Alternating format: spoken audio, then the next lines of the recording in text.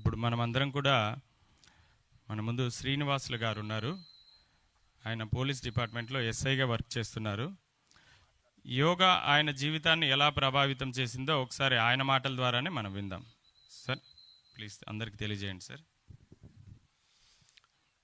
అలాఫీ good morning. నా పేరు శ్రీనివాసులు అండి. ప్రస్తుతం మహిళా పిఎస్ ఎస్ఐగా ఉన్నా నేను. ఇప్పుడు నేను మామూలుగా ఒక 20 ఇయర్స్ అయింది నాకు యోగా టచ్ అయ్యి. ఫస్ట్లో నాకు ఈ మెడల్ ఒకవేళ కొత్త బూట్లు కొంటే మెడల్ కింద లబ్బర్లు ఫిక్స్ చేసుకోవాలి, లేకపోతే నడచలేను నేను. తర్వాత ఆస్మా టైప్లో పొద్దుటూట నుంచి కడపకు వచ్చేసరికి ఆస్మా టైప్లో దగ్గు ఎట్లా వస్తుందంటే ఇంట్లో కూడా లేకుండా బయటకు వచ్చేవాని. హాస్పిటల్లో ట్రీట్మెంట్ తీసుకుంటే సీజన్లో వస్తాంటారు, వదిలేసి ఇంకా ట్యాబ్లెట్లు వాడి ఆ టైంలో యోగా చేస్తే ఇవన్నీ పోతాయి. మామూలుగానే ఊరికి అడ్వర్టైజ్ ఒక చూసినా నేను. అక్కడ యోగా నేను చేసినాక 20 రోజుల తర్వాత 20 రోజులకే నాకు అసలు నేనేనా అనిపించింది. నాకు ఈ ఆస్మా టైప్లో దగ్గుపోయింది, మెడల్ నొప్పులకు సంబంధించిన పోయినాయి. తర్వాత ఈ బ్యాక్ పెయిన్, మెడలకు సంబంధించి పైల్స్ సంబంధించి నాకు 40 ఏళ్ళకే నాకు లేని సమస్య అంటూ లేదు. ఆ తర్వాత యోగా టచ్ అయిన తర్వాత నేను అసలుకు ఇప్పుడు ట్యాబ్లెట్ కూడా మింగాల్సిన అవసరం ఉండదు.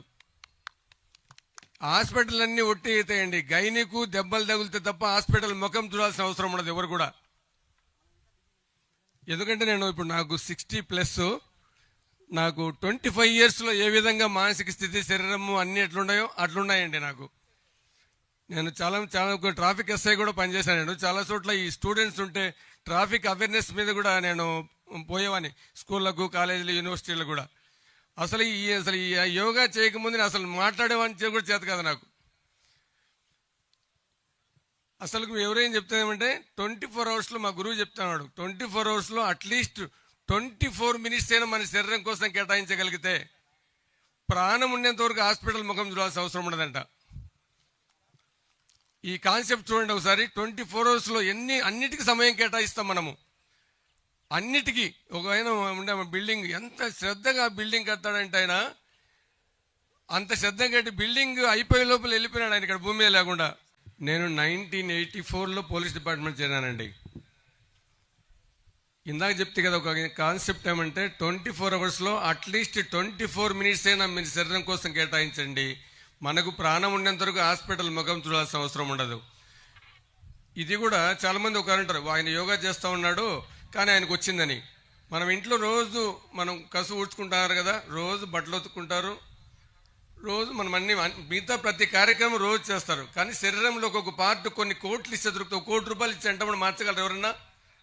ఇంత విలువైన శరీరం కోసం 24 మినిట్స్ కేటాయించండి దయచేసి.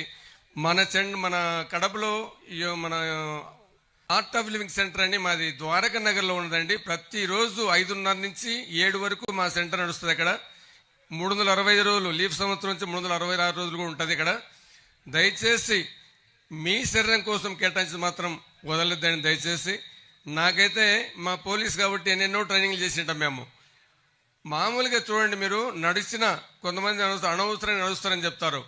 నన్ను నడితే అనవసరంగా నడవద్దండి, అవసరానికి నడవండి ఎవరైనా కానీ. ఆ నడిచే టైం ఏదో మీకు యోగా కేటాయించండి ఎక్కడైనా కానీ. అట్లా సెంటర్లు చాలా ఉన్నాయి మనకి ఇక్కడ కడపలో. ఏ సెంటర్కి పోయినా పర్వాలేదు. మాదైతే ఆర్ట్ ఆఫ్ లివింగ్ సెంటర్ అండి. ముందు వేరే సెంటర్లు అంతా పోతూ ఉన్నాము. యోగా ఎవరైతే టచ్ చేస్తారో 60 ఏళ్ళ వయసులో యోగా టచ్ చేస్తే అక్కడి నుంచి 61, 62+ కావండి ఎవరికైనా కానీ. నేను అనుభవించి చెప్తాను. నాకు కూడా 60+. నాకు 45 ఇయర్స్లో యోగా టచ్ అయింది. నాకు 41 ఇయర్స్ సర్వీస్. నాకు ఇప్పుడు మామూలుగా అయితే రిటైర్డ్ అయిపోయే వాళ్ళము, పెంచినందువల్ల అట్లే ఉన్నాం మేము. ఇప్పుడు నేను చెప్పేది ఏమంటే వంశపారంపర్యంగా కొన్ని జబ్బులు వస్తాయి కొన్ని కుటుంబాలకు. మామూలుగా కొన్ని కుటుంబాలు 50 ఏళ్ళకే కొంతమంది జీన్స్ ప్రకారం మెత్తబడారంటారు. రకరకాల జబ్బులు, బీపీ, షుగరు, క్యాన్సర్, రకరకాలన్నీ. ఈ యోగా చిన్నప్పటి నుంచి కనుక యోగా చేసినట్లయితే వంశపారంపర్యంగా వచ్చే జబ్బులు కూడా రావంటండి.